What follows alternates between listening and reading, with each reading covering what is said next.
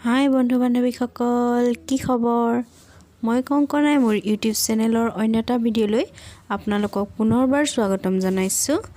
আহক আজি মই এটা নতুনকৈ কিবা এটা বনাম বুলি ভাবিছোঁ সন্ধিয়া সময়ত খাবৰ কাৰণে। আজি দুপৰীয়া ভাত খোৱা অলপ সোনকাল হ'ল, 12টামান বজাতে খোৱা হ'ল, সেইকাৰণে মই আজি কিবা এটা বনাওঁ বুলি ভাবিছোঁ ডাঠকৈ। আৰু চাই থাকক। আৰু এতিয়া মই অলপ ময়দা লৈছোঁ আৰু এইখিনি ময়দা হয়, ময়দাত মই অকণমান নিমখ দিছোঁ। এইখিনি মই ভালকৈ মিহলাই লৈছোঁ আৰু এতিয়া ইয়াতে পানী দিছোঁ। পানী অলপ দি এইখিনি ভালকৈ মঠি ল'ম আৰু বাকীখিনি চাই থাকক।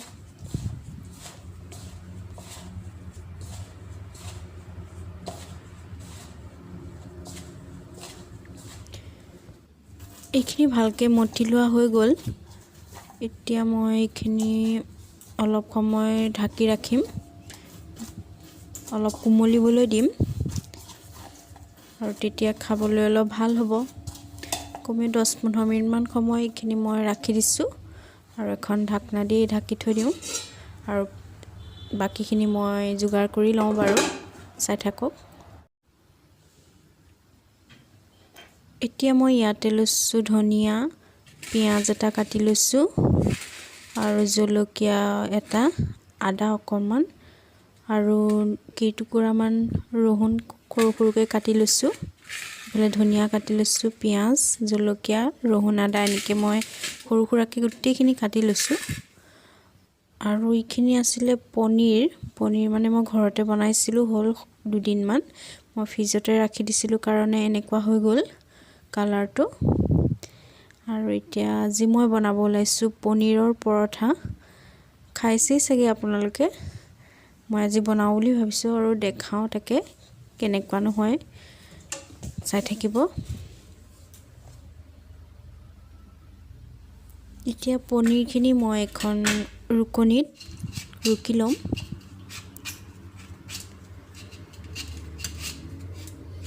এইখিনি ৰুকি লৈছোঁ ভালকৈ। মই সৰহকৈ বনাইছিলোঁ পনীৰ, অলপ চব্জি বনাই খোৱা গ'ল আৰু কেইপিচমান ৰৈ গৈছিলে, সেইকাৰণে সৰু সৰুকৈ কাটা হৈ থাকিলে। আৰু এতিয়া মই এইখিনি ভালকৈ ৰুকি আছোঁ।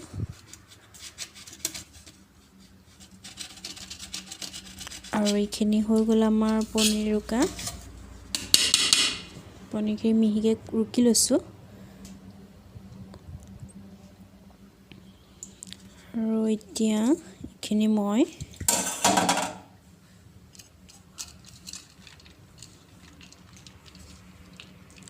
আগতে কাটি থোৱা পিঁয়াজ, ৰহুন, আদা, জলকীয়া আৰু ধনিয়া পাতৰ সৈতে মিলাই ল'ম। গোটেইখিনি সানি ল'ম একেলগে।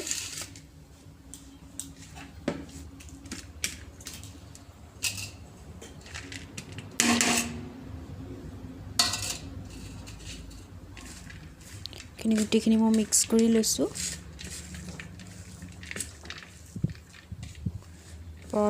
পৰঠাখন ভাল হ'ব তেতিয়া, মানে পনীৰ পৰঠা বনাম, সেইকাৰণে ইয়াতে সকলোবিলাক মিলাই লৈছোঁ। আৰু ইয়াতে মই এতিয়া জোখ অনুসৰি অকণমান নিমখ দিম, কাৰণ মই ৰুটিত মানে কি আটা মাৰোঁতে আৰু মানে ময়দাখিনি মাৰোঁতে মই অলপ নিমখ দি থৈছিলোঁৱেই, সেইকাৰণে।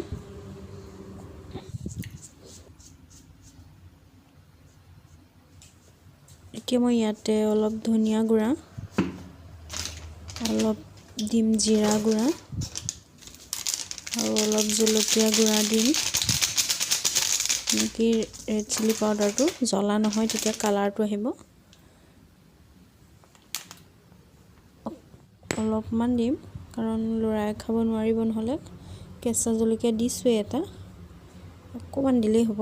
আৰু আপোনালোকৰ ইচ্ছা অনুসৰি যি মছলা দিব পাৰে দিব আৰু, যদি বনাই খায় কেতিয়াবা। এইখিনি দি হৈ গ'ল, এতিয়া মিক্স কৰি লওঁ মই।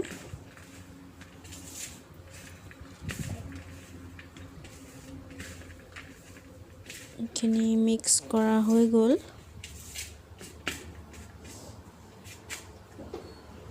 আৰু এতিয়া মই ময়দা লাৰুটো অকণ ভালকৈ মঠি লওঁ। 10 মিনিট সময় হৈ গ'ল ঢাকি ৰখা, আৰু কোমলো হৈছে এতিয়া। খিনি হৈ গ'ল মঠি। এতিয়া মই সৰু সৰুকৈ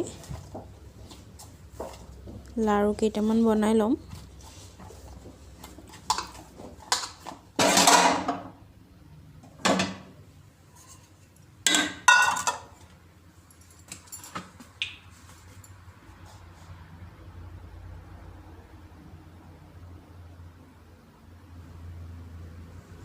ইয়াতে মই অকণমান ৰিফাইন তেল দি লৈছিলোঁ, এতিয়া হাতত লাগি নধৰে।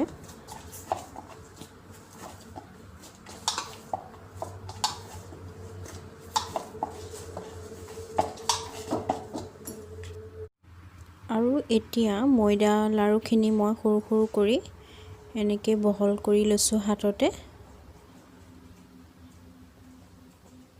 অলপ হাতেৰে সৈতে বহল কৰি ইয়াৰ ভিতৰতে মই পনীৰ, পিঁয়াজ আৰু ধনিয়া পাতৰ মিশ্ৰণটো ইয়াতে সুমুৱাই দিম।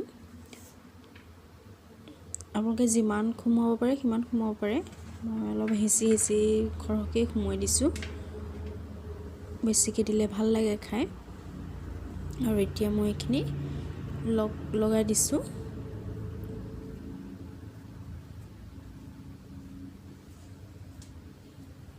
তেতিয়া ওলাই নাহে। এইখিনি ভালকৈ মই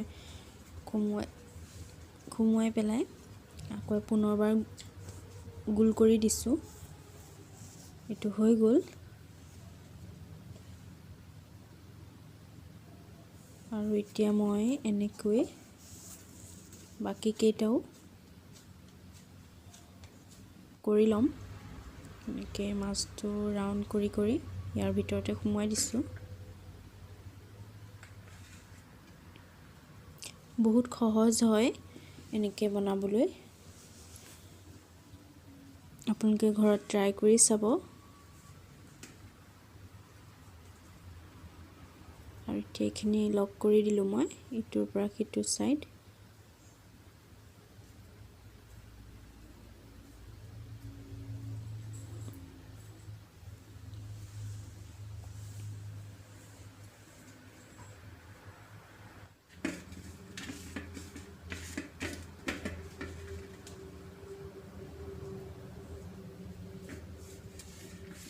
এনেকৈ মই গোটেইখিনি সুমুৱাই ল'লোঁ।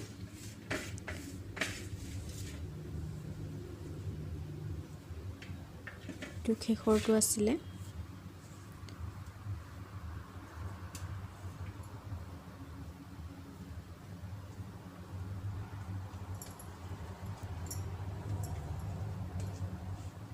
আৰু এতিয়া মই গোটেইকেইটা লাৰু এনেকৈ মানে একে জোখতে গোটেইখিনি বনাই ল'লোঁ। মোৰ 5টা লাৰু বনাইছিলোঁ। আৰু এতিয়া এইখিনি মই লাহে লাহে এখন বেলনাত বেলি ল'ম। খুব লাহে লাহেকৈ বেলিব লাগিব।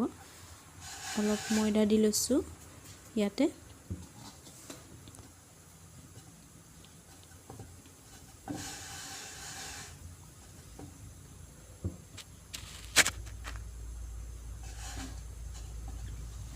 এতিয়া বেলনা বাৰীডালে মই লাহে লাহেকৈ বেলি যাম। বেছি জোৰছে বেলিলে ভিতৰত থকা মিশ্ৰণখিনি ওলাই আহিব পাৰে। সেইখিনি ওলাই নহাকৈ মই লাহে লাহে বেলিছোঁ, যাতে পৰঠাটো অকণ ভাল হয় আৰু মিশ্ৰণখিনি ওলাই নাহে। এনেকৈ হৈ গ'ল। আৰু এতিয়া মই এখন টাৱা লৈ লৈছোঁ, আৰু টাৱাখনত মই প্ৰথমে তেল নিদিয়াকৈ অলপ সময় গৰম কৰি ল'ম। গৰম কৰি লোৱাৰ পাছত তেল নিদিয়াকৈ পৰঠাখন বহাই দিছোঁ। দুইটা ছাইড মই সেকি ল'ম। সেকি লোৱাৰ পাছতহে তেল দিম।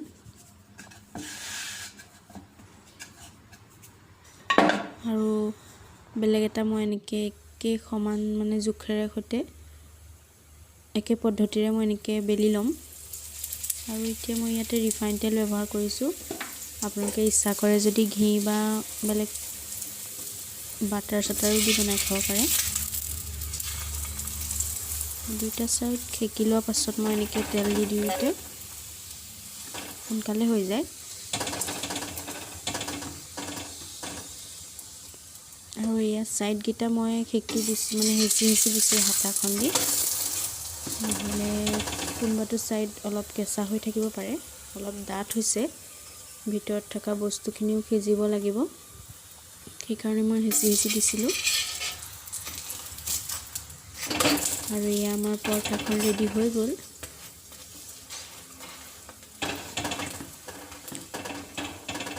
দেখাত কেনেকুৱা লাগিছে বাৰু কমেণ্ট কৰি জনাবচোন। এতিয়া আমাৰ পৰঠাখন হৈ গৈছে।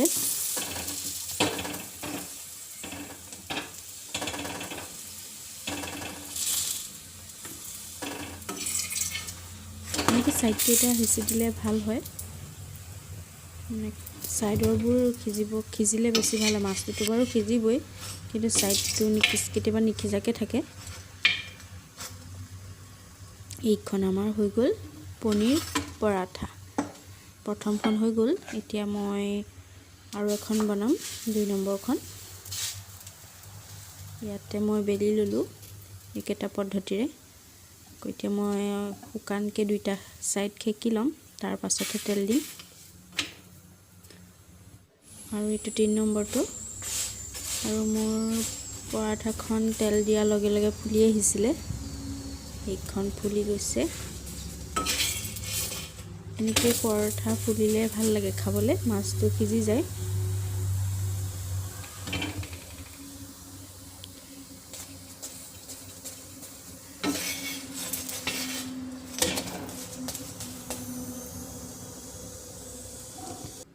আৰু এই আমাৰ 2 নম্বৰ পৰাঠাখনো ৰেডি হৈ গ'ল।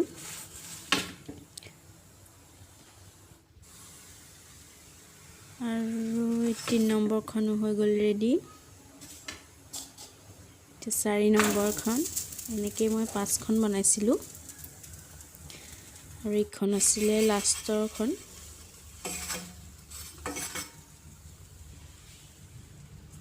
এইখন হৈ গ'ল।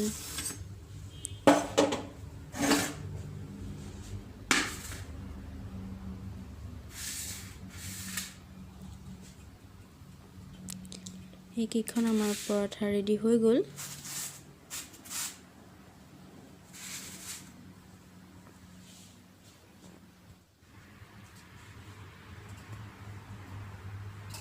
এতিয়া মই ইয়াতে এটা সৰুকৈ পিঁয়াজ কাটি লৈছোঁ আৰু ইয়াৰ ওপৰে দি লৈছোঁ। পৰঠাৰ লগত পিঁয়াজ খাই ভাল লাগে, কেঁচা পিঁয়াজ। আৰু আমাৰ আজি পৰঠা ৰেচিপিটো চাই কেনেকুৱা পালে, পনীৰ পৰঠা ৰেচিপিটো কমেণ্ট কৰি জনাব। মই ঘৰত তৈয়াৰ কৰা পনীৰৰ সৈতে পৰঠা বনাইছিলোঁ। আৰু দেখি খাওঁৱেই লাগি আছে, সেইকাৰণে মই অকণমান টেষ্ট কৰি চাওঁ, মাছটো সিজিছেনে নাই আপোনালোককো দেখাওঁ। এইখন বহুত কোমল হৈছে আৰু এয়া মাছটো বহুত ভালকৈ সিজিছে। আৰু এতিয়া এখনকে খাই চাম।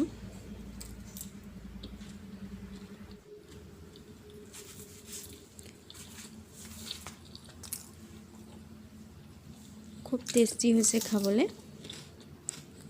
আপোনালোকেও ঘৰত বনাই খাব পাৰে, অতি সহজে হয়।